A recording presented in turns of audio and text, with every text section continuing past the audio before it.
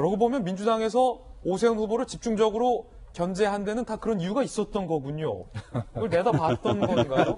자, 박영선 후보가 역시나 오세훈 후보를 견제했습니다. 이 결과가 나오기 전의 발언입니다. 들어보시죠. 서울시가 나서서 유치원 무상급식을 추진해야 할 때입니다. 엄마 같은 시장이 돼서 서울시 공립, 사립 유치원 소속 7만 5천 명의 어린이에게 중식, 간식, 우유를 무상으로 제공하겠습니다. 자, 박성문 변호사님, 또 오랫동안 좀 발언권이 없으셔서 죄송합니다. 드디어 왔습니다. 괜찮습니다. 네. 아이를 이제 키우시고 계시잖아요. 네. 박영선 후보가 지금 유치원 무상급식을 하겠다. 엄마 같은 서울시장 되겠다. 유치원 아이들에게 중식, 간식, 우유까지 무상 제공하겠다라는 건데 이게 약간 물론 이 공약 자체도 의미가 있겠습니다만 오세훈 후보가 서울시장 재직 당시에 무상급식에 주민투표를 걸었다가 시장직에서 스스로 물러난 것을 꼭 집은 겁니까? 견제한 겁니까?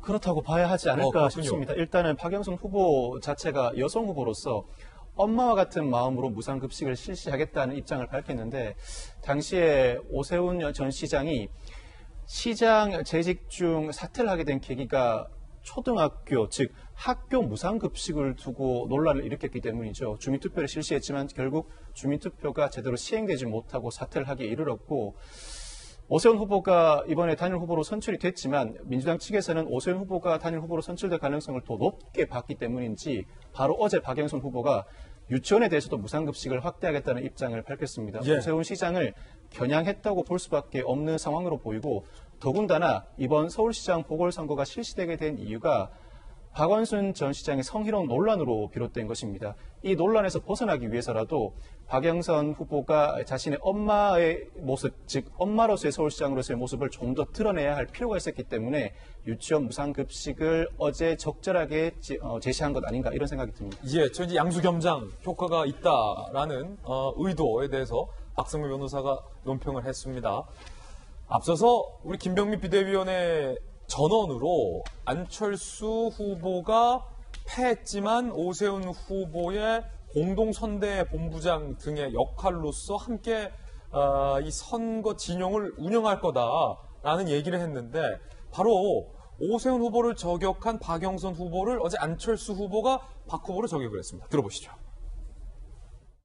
전세입니다. 상교동에서 전세를 하고 저라도 부동산으로 재산 증식 안 해야겠다고 생각하고 안 한 겁니다. 그래서 뭐 도쿄에 아파트 가진 아줌마는 충분히 상대 가능합니다. 도쿄에 아파트 가진 아줌마는 충분히 상대 가능하다는 박영선 후보를 아줌마로 지칭하는 지점이 있는데요. 저는 집 없는 아저씨입니다.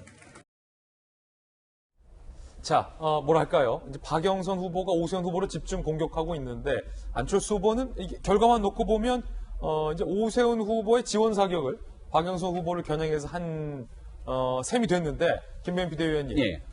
이 상대 후보를 향해서 도쿄에 아파트를 가진 아줌마라고 표현을 했고 나는 집 없는 아저씨다라고 이제 표현을 했는데 네. 이게 지금 논란이에요. 상대 후보에 대해서 아줌마라는 호칭.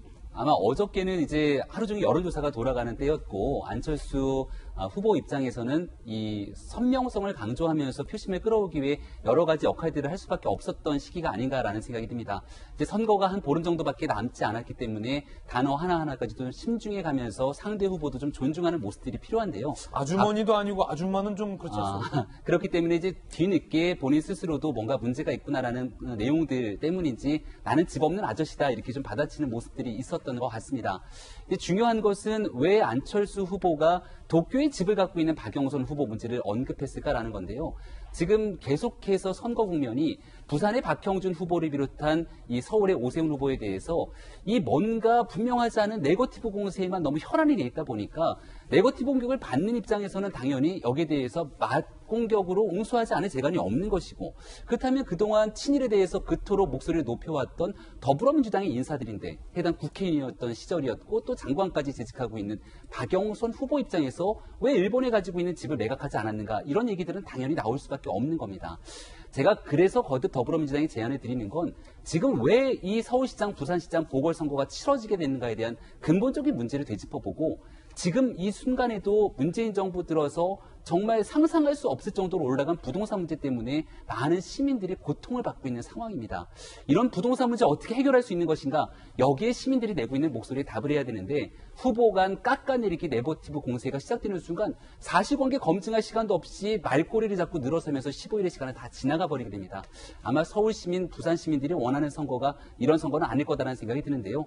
지금 순간부터 이제 본격적인 국민의힘의 후보와 그리고 더불어민주당의 후보 간의 선거가 시작되니만큼 국민들 보시기에 그래 이런 정도의 서울시와 부산시의 미래 비전을 두고 한번 제대로 알겠습니다. 다퉜으면 좋겠다라고 하는 선거 국면 이끌어갔으면 좋겠습니다. 자, 기왕 안철수 후보가 이제 같이 오세훈 후보와 선거를 치르겠다라고 하니 저쪽에서 문제 제기 삼은 건 도쿄에 박영선 후보가 아파트가 있어요?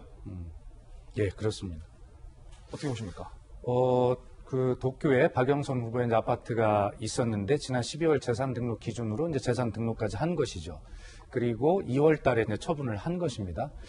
아, 처분이 됐습니까? 그렇습니다. 그런데 지금 이 아파트를 박영선 후보가 왜 도쿄에 갖게 됐는가를 알게 되면 이건 국민의힘이 이거를 자꾸 이야기를 하면 할수록 불리해지는 카드가 된다. 2007년 대선을 한번 기억해 보십시오. 2007년 대선은 BBK 선거라고 해도 다름이 아니었습니다. 박영선 후보는 그 당시에 BBK 저격수였습니다. 그런데 그것을 가지고 대통령 선거에 판을 민주당에게 승리로 가져오지 못하고 이제 이명박 대통령이 당선이 됐지 않습니까? 당선이 되자마자 박영선 후보 입장에서 보면 2008년, 2009년은 잔혹한 정치 보복의 시간이었습니다. 그래서 박영선 후보의 남편 부군 되시는 분이 국제 변호사 아닙니까? 지금 우리나라 이름만 되면 제일 큰 그 김앤장 로펌에 계셨는데, 그러니까 이 보복의 시간이라고 하는 것이 박영선 후보의 주장에 의하면 국정원 직원을 지켜서 사찰하고 그것을 검찰 범정기획단에 정보를 넘기고 또 홍준표 대표가 페이스북에 썼습니다. 검찰이 내사한 것이 맞다. 그래서 박영선 후보에게 유감스럽게 생각하고 사과도 한다. 이렇게 이야기를 했어요. 충분히 밝혀진 겁니다. 그래서 그 김앤장 법률사무소를 압수수색을 하니까 회사에서는 굉장히 불편하지 않습니까? 이명박 대통령 당선이 됐고, 그러니까 이제 무언의 이제 부탁과 압력이 있었겠죠. 그래서 박영선 후보의 남편이 결과적으로 회사를 퇴사하고 일본으로 쉽게 하면 도망을 갑니다. 예, 옮기는 것이죠. 그러니까 거기서 살다 보니까 저는 박영선 후보에게 이야기를 많이 들었거든요. 근데 일본이 호텔비가 굉장히 비싸고 언제 들어올지도 모르고 그러니까 그래서 결과적으로 조그만 아파트를 하나 가질 수밖에 없었고 실제로 거기에서 실거주한 아파트입니다. 이런 문제를 가지고 왜 도쿄의 아파트를 가졌냐라고 이야기를 하면 그 앞에 있었던 가지게 된 배경을 보면 국민의힘이 이 문제는 결코 빠져나갈 수 없는 수렁이 될 것인데 이 문제를 가지고 친일의 프레임을 가지고 지금 말씀하시는 그것은 아마 이 선거 기간 내내 스스로 시달릴 문제다. 한번 두고 보자 이런 말씀을 드립니다. 예.